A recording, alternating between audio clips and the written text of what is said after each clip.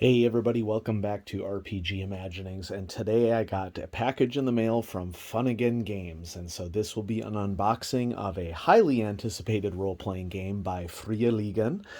It was a Kickstarter from last year, and I actually did not participate in the Kickstarter itself, and I played a couple of sessions of the beta version of this game and got really into it and then finally caved, and I was like, okay. And so I was a late add-on to this role-playing game after I had played it a couple of times, but fortunately there was a web store option for this and I was able to get in on it. Many of you in the audience likely know what I'm talking about here. And we see a box full of packing peanuts, which if you watch Max Ryder's YouTube channel, you would see the same sort of thing. And here it is in all of its glory. Twilight 2000, role-playing in the World War III that never was. And this is a heavy box and an interesting package to showcase, an interesting product, I should say, to showcase on the channel, because most of us in the role-playing game hobby think box and we think starter set, but I don't really feel like this is a starter set at all. This is pretty much a complete game as far as I can tell. Let's take a look at the back. Ooh. Kalitz. We're still only in Kalitz. We need to get out of here fast. The artillery barrages are getting closer. The Soviets will be here soon. Sarge says we move out after dark. I'm not sure we'll last that long. Excuse me. A classic role-playing game returns. This new retro-apocalyptic edition of Twilight 2000 goes back to the roots of the franchise, with open-world role-playing and the devastation of World War III. Just like the original 1984 edition, this new game is set in a year 2000 devastated by war, now in an alternate timeline where the Soviet Union never collapsed. Twilight 2000 is a role-playing game about survival in mankind's most desperate hour, yet in this bleak world there is still hope. In the midst of utter destruction, you can start to build something new, rally people to your ranks, stake a claim and protect it, and maybe, if you live long enough, start turning the tide.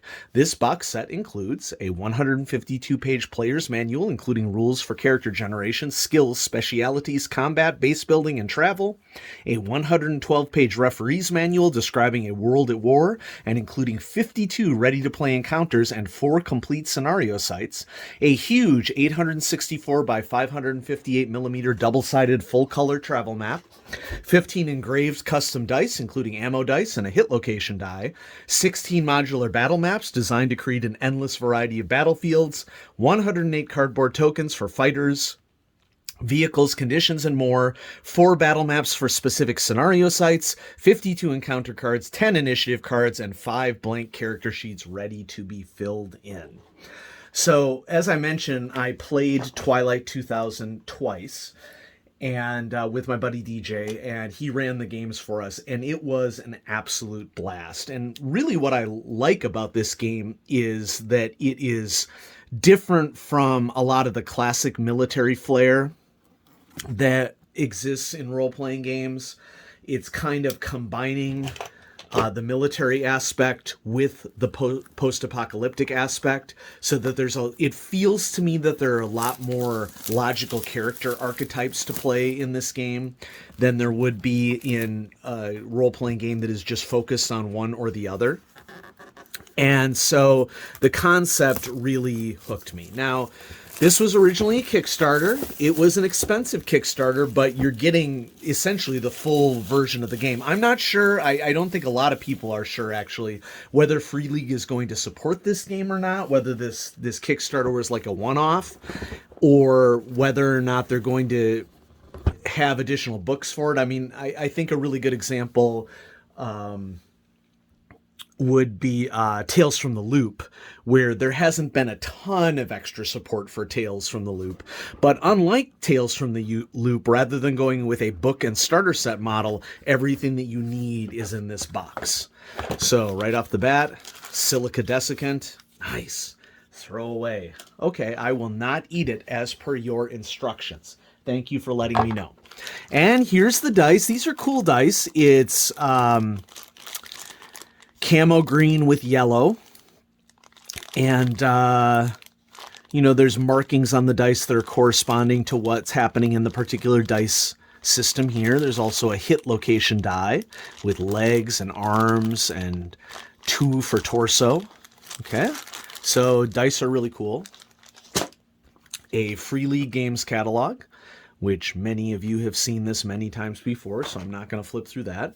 Here are all of our cards. On first inspection, the cards appear to be textured inside there. At least they have a textured pattern on them. I don't know. Why don't we just bust it open? Wait, should I eat this? Oh, no. Okay, throw away. Do not eat. Okay, just... Whew. That was close. Luckily, there were instructions on it. You can never downplay the importance of good instructions. Yeah, these cards have a really nice feel to them. So here are initiative cards right off the bat. I'm not really sure that they're textured per se. Maybe a little bit of texturing on them. But there are, of course, many role-playing games that are now using initiative cards and card draws. I've recently actually purchased a couple of sets of plastic playing cards for use for initiative in a wide variety of different games. And then we have a series of encounter cards here. Okay. And this is pretty cool. Okay, and so I'm not really sure what the symbology here is. It looks like we have one for every... card in a standard card deck. Okay, and so I'm not really sure how that would link to these cards, but here's Forest Fire, and we have some coding on it, and hunting possible without spending a shift. The fire has intensity C and is 20 hexes deep. Survival roll need to find a way past. Even if it's successful, no further travel this shift. If the roll fails, the path forward is blocked for the next shift too. So there's a lot of really cool encounter variability mechanics that exist in the game, and that is definitely something that seems to fit the nature of this game. You just trying to survive in one little corner of Poland after tactical nukes have been dispersed and there's no more gas anywhere. And so here we have some situation documents. These are on really high quality paper, by the way. Feels really good. And so explains the situation, what your mission is, what the commander's intent is, service support. Okay. So these are cool documents. Authentic too. I like the authenticity of these. Really helps for immersion purposes. And maps that go with it. Then we have some battlefield maps, once again, on really high quality paper. It almost feels as if there's a little bit of waterproofing on them too. I'm not going to test that right here, but maybe somebody in the audience. So there's this one, and then there's this one, complex, some sort. Looks like it might be a hospital with multiple wings. Okay, generic Soviet-era city block of some sort. Maybe it's a business block, who knows. Okay. And then, this is the big one. Okay. Another really high-quality map of the area in Poland that the game takes place in. And so I'm seeing a lot of major Polish cities, like here's Krakow, and then Warsaw is up near the top of this map. And there's terrain features and everything. So that's cool. Okay, and this is the Swedish map because we have Stockholm in the... You can't really see if I can get it. So we have Stockholm here in the upper right-hand corner. Free League, of course, being a Swedish role-playing company. We have character sheets, and I'm now at the point where I'm going to have to do the good old tip, okay, to get this out. Move stuff out of the way. Here are character sheets, okay, blank ones. You get 5 of them. I mean, let's be honest, not like I'm really going to use those. This is a really cool include. They included 1, 2, 3, 4, 5, 6, 7, 8 modular tiles that are different front and back and are designed to be pieced together to create whatever scenario you want to make for tracking the movement of soldiers through an area. And so we have urban tiles and wilderness tiles. There's 5 of the wilderness tiles and 6 of the wilderness tiles, and then a couple of urban tiles. Okay, so those are cool. I like flexibility elements in role-playing games, and this is an example of a role-playing game that is designed to be a little bit more strategic and tactical. Not to say that there can't be some really cool role-playing that happens with this. I mean, probably the thing that impressed me most about Twilight 2000 was the potential for negotiating really difficult post-apocalyptic situations. And we had members of our group that were from, multiple different factions, and there was local people in our group as well, and we were all just trying to get a heck out of the area. And so it's just an interesting role-playing exercise to role-play someone who is just trying to escape. And they likely have their own character backstories for why they're doing the particular things that they're doing. So lots of tokens, double-sided tokens of soldiers, units, vehicles, mines, chemical hazards, explosions, smoke, all sorts of nifty stuff there. And then we have the 2 books. And my understanding, just like Max Rider, my player's manual and referee's manual are upside down. My understanding is that this is a complete version of the rules. I mean, you combine these 2 books together and it's like a 250, it's the equivalent of a 250-page book. And so it's definitely the length of, a quote-unquote normal role-playing game. And so this is the referee's manual that tells the background of what happened in the Twilight 2000 universe and gives an overview of Poland, one of the major locations, and Sweden, the other major location, which I think it was a great idea on Free League's part, being a Swedish company, to feature Sweden in their products. It's their country.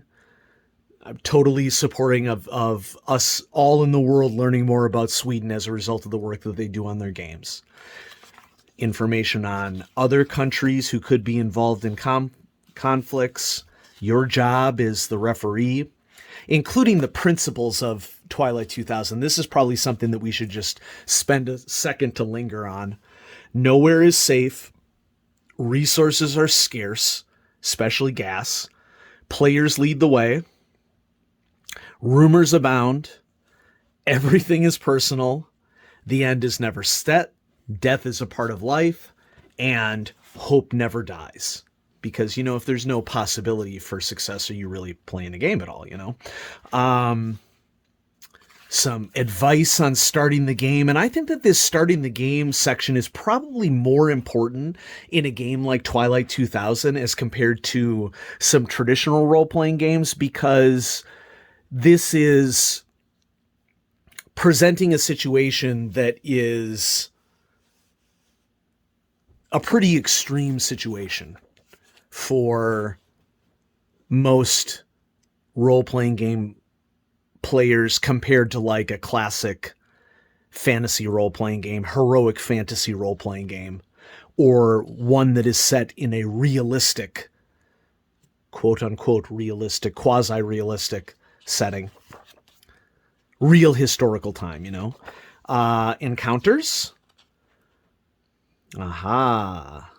And so we have a table of typical NPCs, list of encounter categories, including things like weather, wolves, booby-trapped vehicles, outnumbered, rabid dogs, Loaded like a freight train, Cash is King, The Watering Hole, The Ambush, Death from Above, Bear's Den, Armageddon.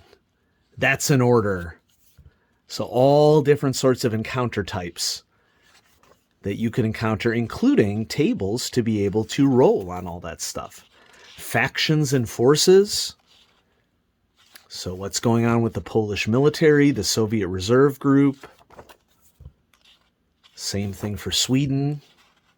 Some general factions that one could expect to encounter in this post-apocalyptic world. Scenario sites. Okay, and so, don't want to spoil stuff too much, but there's this whole section on scenario sites. Information on America Town, which is apparently where this specific, the mini-maps that we saw earlier are from, including NPCs that go there. The Burnt Town. Ooh. So it's nice that these correspond to actual locations with actual NPCs. It is not just generic stuff. There is a framework there if you want to use the framework. And then, of course, a scenario site generator with a bunch of tables. Solo rules. I did not expect that. It'll be interesting to dive into solo rules. And conversions. Designer's notes. That's always a nice little add. So there's the referee's manual. And then this is going to be the actual character creation rules and the rules of the game. The player's manual. And it makes sense that they would split this up into 2 books because it means that you can hand the player's manual off to your players and keep the referee's manual if you need it for reference or if you need it for some of these locations. And so let's take a look at what sort of quote-unquote classes one might play. So there are archetypes and life paths in this game. An archetype lets you create a fully playable character in mere minutes, ready to jump in the action. A life path method is the method that lets you build your character by developing their backstory in detail, learning skills and specialities as you go along. Okay, so features like what branch of the military you might be in, ranks for Soviet, Polish, and Swedish military.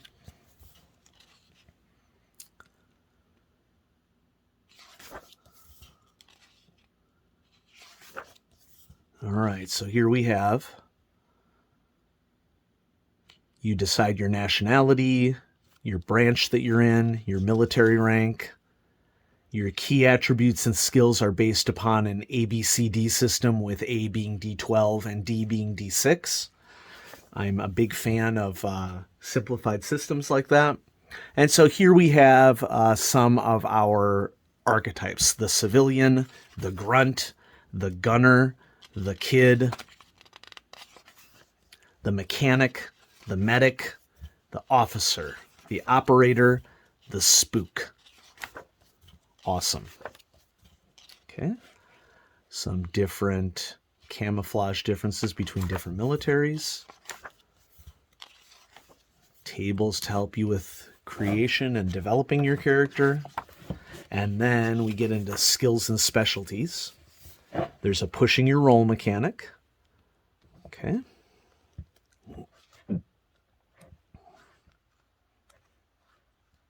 Lists of all the skills. Reminds me a little bit of Alien skill system in that there are major categories, I think, and then they get subdivided.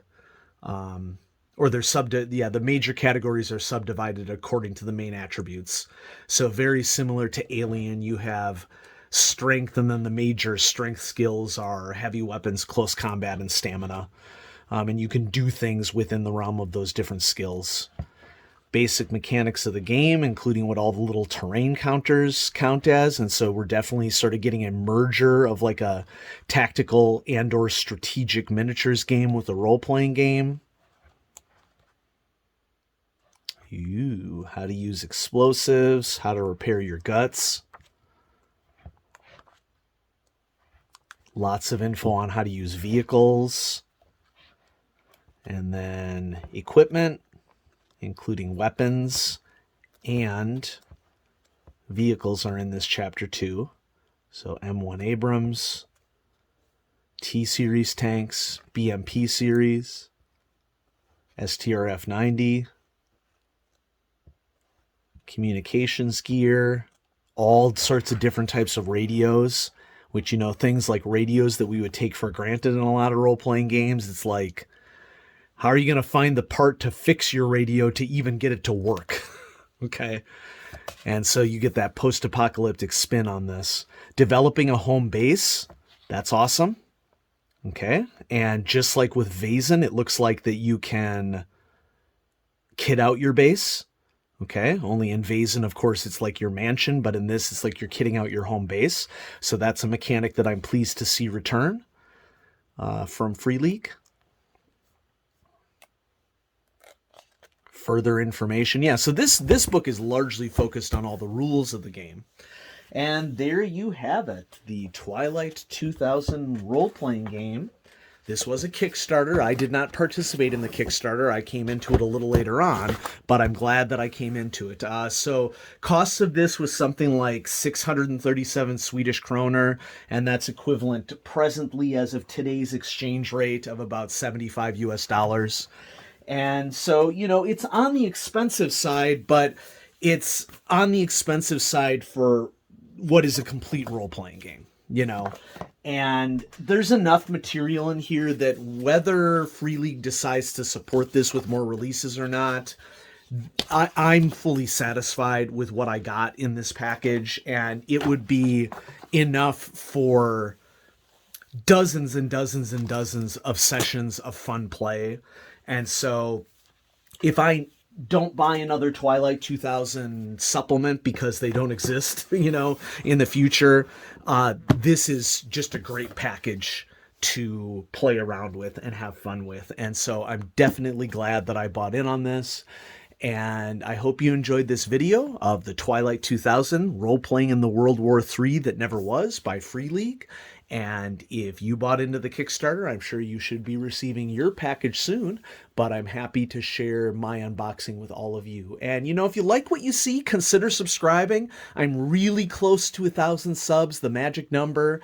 And, you know, I'd like to continue to put out videos here on RPG Imaginings and share my passion of the hobby with all of you. And, you know, this is a channel that is focused on trying to really investigate the full breadth of the hobby. What many people, I think, out there would consider to be the fringe of role-playing games, that those of us who have been in the hobby for a long time, this is pretty much normal for us, and we love the breadth and depth that exists in the hobby, and I love to showcase that for all of you here on RPG Imaginings. And so have a great day, everybody. Thanks for watching.